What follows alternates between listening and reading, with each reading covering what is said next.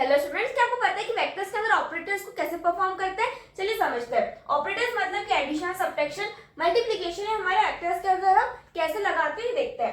Suppose ये हमारे पास में एक एग्जांपल से समझते हैं। एक एग्जांपल में हमारे पास में एक ए वेक्टर है और एक हमारे पास में बी वेक्टर है, ठीक है। अगर हमें इन दोनों का एडिशन करना वेक्टर्स का, तो वो हम कैसे करते हैं? आई के वालों को हम ऐड करते हैं, जे के वालों को ऐड करेंगे और की के वालों को दोनों को सेपरेटली ऐड करेंगे। इस तरह से हमारे एडिशन को परफॉर्म करते हैं वेक्टर्स में।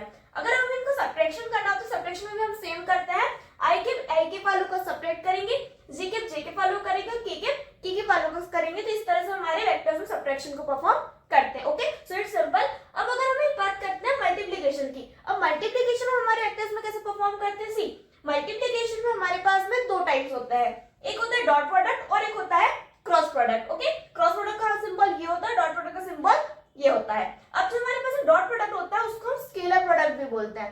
क्यों बोलते हैं? क्योंकि जब हम डॉट प्रोडक्ट करते हैं तो उसका जो हमारे पास में रिजल्ट आता है वो एक स्केलर नंबर होता है, इसलिए हम इसको स्केलर प्रोडक्ट भी बोलते हैं।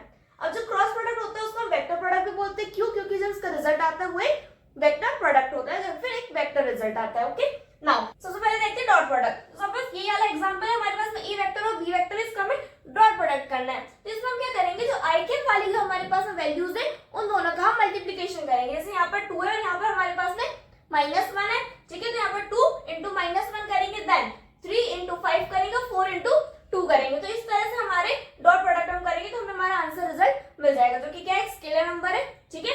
यहाँ पर जो हम करते हैं आई कैप, जे कैप, की कैप, इनको हम नहीं लिखेंगे, सिर्फ हम वैल्यूज को ही यहाँ पर लिखते हैं डॉट प्रोडक्ट में ना। अब हम बात करते हैं क्रॉस प्रोडक्ट की। अब क्रॉस प्रोडक्ट हम कैसे करते हैं?